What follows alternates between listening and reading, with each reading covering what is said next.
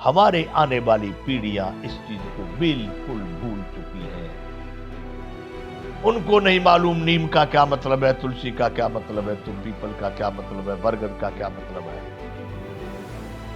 बंधुओं, इनमें से जितनी वनस्पति आपको दिखाई दे रही है इस विश्व पटल पर, इस धरा पर, वो सब अमृत है।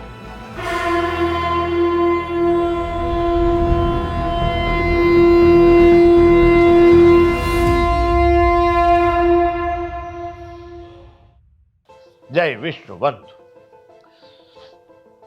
सनातन जीवन विज्ञान बंधुओं, हम चर्चा कर रहे हैं इस भारत की, उस सनातन पद्धति की जब भारत भारत था। कहते हैं लोग भारत भी विश्व गुरु था। कहते हैं लोग भारत विश्व का श्रेष्ठ देश था। भारत सबसे शक्तिशाली सर्वोपरि राष्ट्र था। बंधुओं, मैं उसी पद्धति को यहां बता रहा हूं।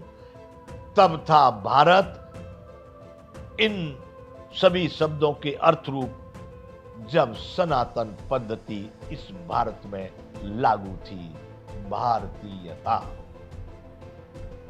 आज उसी सनातन पद्धति को मैं फिर लोगों के समक्ष रखने जा रहा हूं। हमारे आने वाली पीढ़ियां इस चीज को बिल्कुल भूल चुकी हैं। उनको नहीं मालूम नीम का क्या मतलब है, तुलसी का क्या मतलब है, तो पीपल का क्या मतलब है, बरगद का क्या मतलब है। बंधुओं, इनमें से जितनी वनस्पति आपको दिखाई दे रही है इस विश्व पटल पर, इस धरा पर, वो सब अमृत है। और बताऊं, अमृत से ही इनका पोषण होता है। अमृत का स्वामी चंद्रमा बताया गया है और चंद्रमा ही संपूर्ण वनस्पतियों का स्वामी।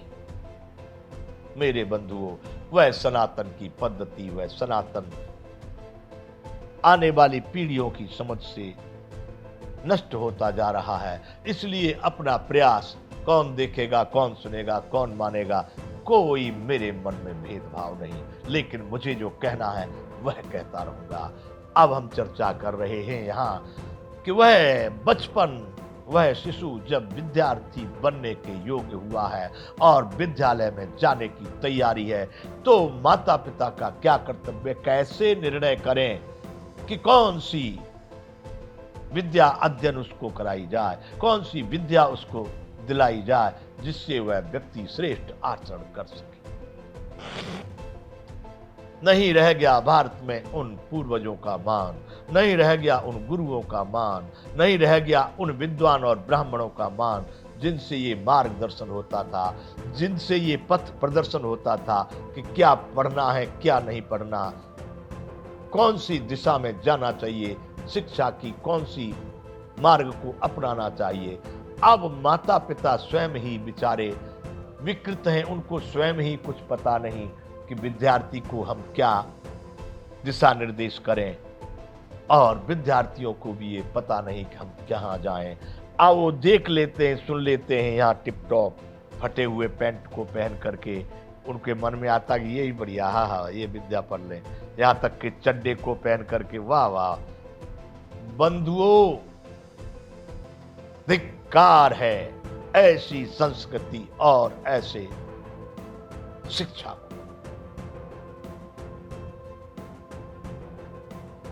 फटे हुए पैटर्न बन गया, रीति है, धिक्कार है। अगर परमात्मा ने बंधुओं आपको सामर्थ्य दी है तो साफ सुथरा शुद्ध देसी वस्त्र पूर्ण रूप से अच्छा हो। न करे कभी भी परमात्मा ऐसा दुर्भाग्य जो फटा हुआ या थेगड़ा हुआ लगा तुमको पहनना पड़े। उन वस्त्रों को और भी काम होते हैं, काम में लिया जा सकता है।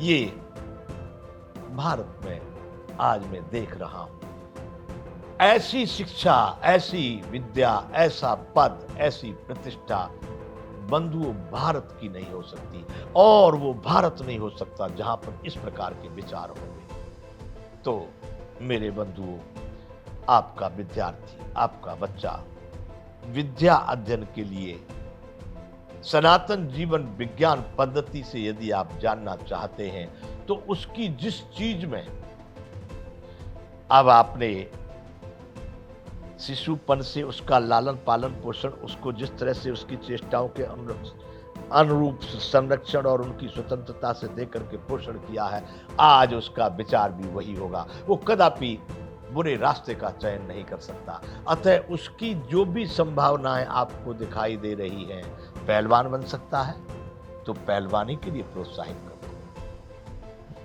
लेखक बन सकता है तो लेखन के लिए प्रोत्साहित करो, कलाकार बन सकता, आर्ट वाला बन सकता है, चित्रकारी वाला बन सकता है,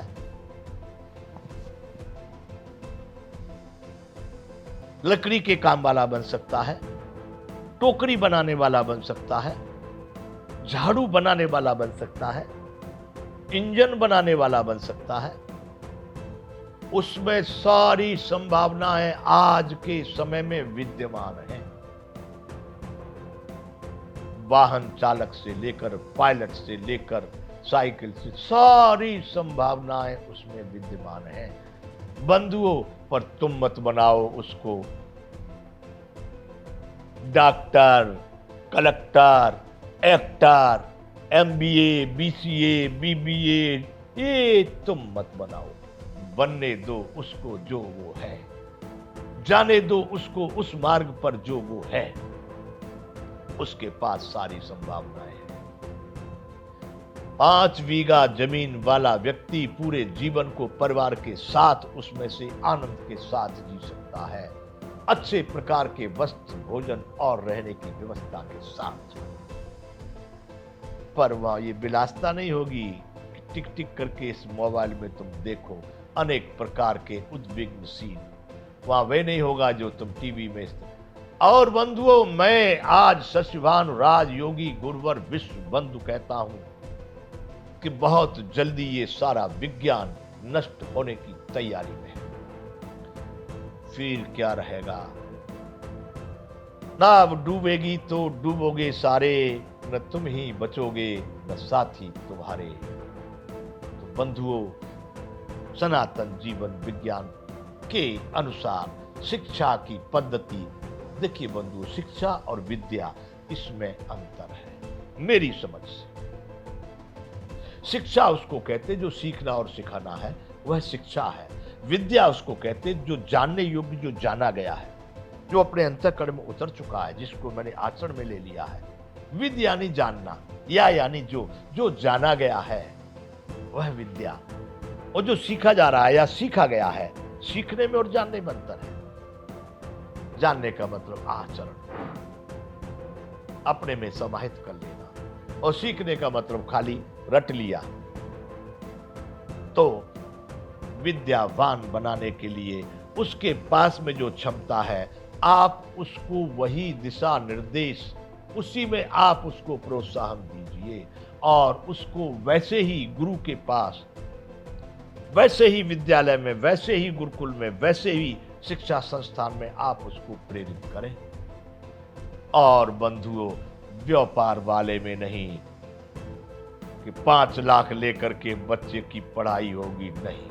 उचित उस गुरु के भरण पोषण के लिए व्यवस्था होनी चाहिए, वैसे गुरुओं के पास जो सही में अपने सामर्थ्य से सदैव नैतिक है, अपने सिद्धांतों से कभी विचलित नहीं होते, जिनका उद्देश्य ही अपने शिष्य को सारी कला में पारंगत कराना है, धन नहीं। जिनका उद्देश्य धन है कि 1000 रुपये महीने मिलेंगे तब ट्यूशन पढ़ेगा, 3000 रुपये महीने में मैथ पढ़ेगा, 4000 रुपये महीने में साइंस पढ़ेगा।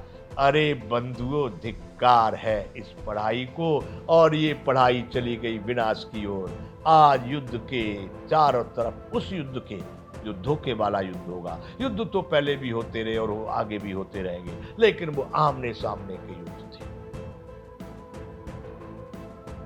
ये युद्ध धोखेबाजी के होंगे, आप सो रहे होंगे, आपको मार दिया जाएगा, नगर के नगर साफ हो जाएंगे। सामने वाले लोग तो अपने सावधानी से बंदूक लेके खड़े रहेंगे। बंधुओं, ये युद्ध हम नहीं मानते। किसी के माई के लाल ने माँ का दूध पिया है तो आमने सामने से ही लड़ाई करे। तो बंधुओं, मैं कहना चाहता हूँ, उस शिशु के लिए, उस विद्यार्थी को उसकी सामर्थ्य, उसकी चेष्टा के अनुसार ही आप प्रोत्साहन और मार्गदर्शन दें। यहाँ विराम करेंगे। जय विश्व बंधु।